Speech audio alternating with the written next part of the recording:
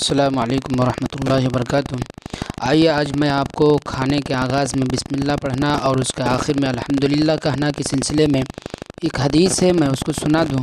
دیکھیے حدیث، وعن عمر بن ابی سلمۃ رضی اللہ عنہما قال قال علی رسول اللہ صلی اللہ علیہ وسلم سم اللہ وکل بیمینک وکل مما یلیک، متفق علیہ کی حدیث ہے۔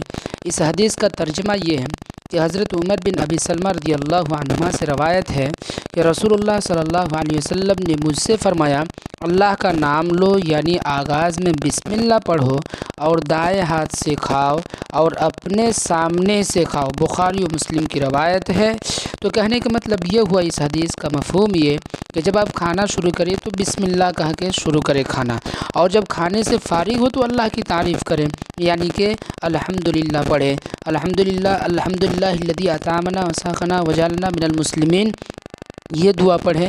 اور اس طرح کی اور کا ایک دعائیں ہیں، لیکن آپ کچھ نہ کچھ ضرور پڑھیں۔ پہلے بسم اللہ پڑھیں، اس کے بعد الحمدللہ کی کھانے کے بعد جو دعا ہے اس کو پڑھیں۔